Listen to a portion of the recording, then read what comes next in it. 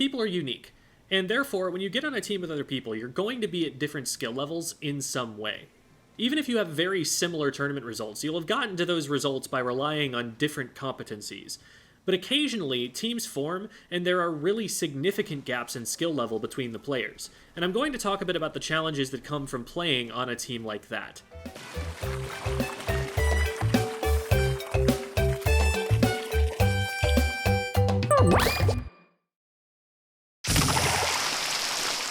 It's important to recognize that a lot of this is in the realm of psychology. Different people are going to respond to a situation in very different ways. Some people lash out from stress, while others retreat inward.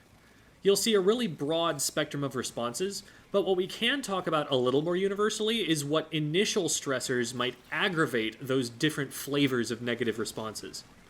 A disproportionately strong player is going to have a disproportionately large impact on whether a team wins or loses.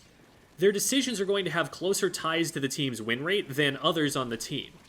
For that player, this might feel empowering, and they might seek this situation out because they'll feel like they have much more agency than they usually do.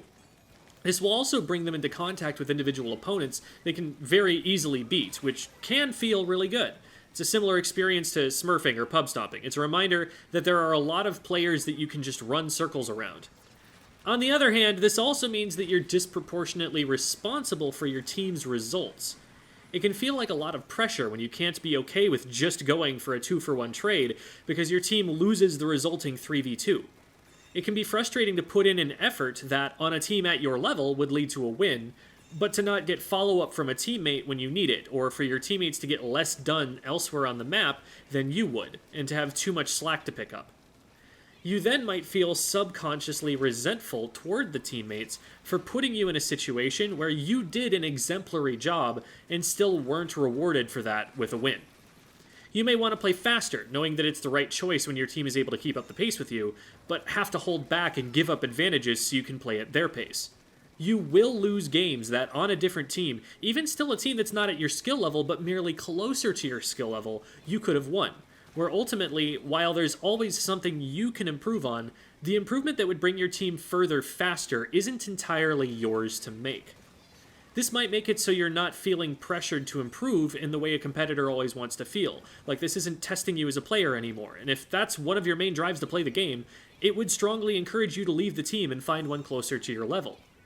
Some players, the kind who enjoy being in this position, might become complacent, perfectly happy to just get triples on players below their level while maintaining a 50-50 win rate against them and stop improving. And even though they're contributing disproportionately in-game, their uncaring attitude toward improvement might not work well with teammates who are putting in full effort to get better at the game.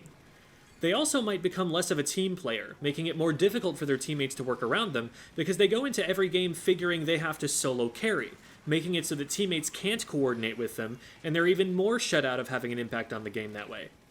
If you're this player, you may need to focus your efforts outward to become more of a leader and a coach than you usually do or like doing on comms to get the right things to happen. You may have to put up with teammates pushing back against what they're instructed to do, even though you feel you know better. Why should they be questioning what you're saying? That sort of challenge to the stronger player's authority may be legitimate, but it may also be the result of insecurity on the weaker player's part. They, unlike the stronger player, have less agency over who wins or loses. They may externalize the anxiety that comes with that by lashing out, or they may internalize it and beat themselves up for not being able to keep up. It can be difficult for the weaker players to be thoughtful and aware enough to notice what's going wrong when the pace of play is faster than they're able to keep up with, and the anxiety of holding their teammate back is shutting down the parts of their brain that they really need to be overclocking to figure out what they need to do next. Most people can't win the battle with their limbic system. The best they can do is either harness their feelings to fuel their play somehow, or keep their feelings from being sparked in the first place and play stoically. People may be worn down by being criticized too much if they're in this position. If a coach only ever points out weaknesses, things we're doing wrong, instead of strengths, it can have the effect of being discouraging, of overwhelming the person, making them feel like there's too much to fix in a reasonable amount of time. It can make playing with them psychologically taxing, make it take energy to get out there and be humble and accept repeated failures with no rewards in sight.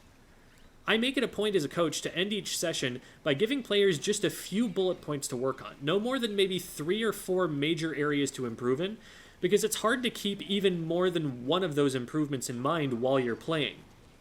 Ideal practice generally involves spending a whole session just focusing on improving one aspect of your play at a time, getting to that point where it's habitual, and then moving on to the next thing.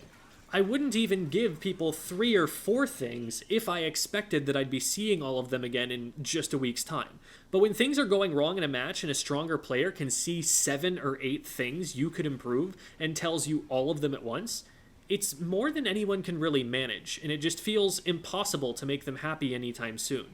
It can feel like a challenge to a person's individuality when everything the stronger player is telling them to be isn't something they'd arrive at naturally. That maybe they feel like they're being dragged into a playstyle they don't enjoy, a role they didn't sign on for. Sometimes players need to arrive at those kinds of conclusions on their own time. Sometimes people can't be talked out of, say, playing a weaker weapon or playstyle, and need to stick with it until they start seeing in-game that it falls off, to realize that it's in their best interests to switch.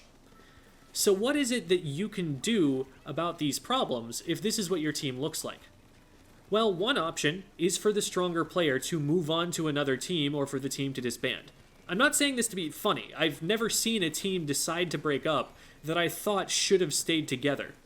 If it gets to the point where that's on the table, something's probably not been working for a long time despite various efforts to address it. This is also dating advice. But that's not the only option either. What you're able to do with someone where there's a skill gap depends on a few things. Firstly, and most importantly, it depends on your goals.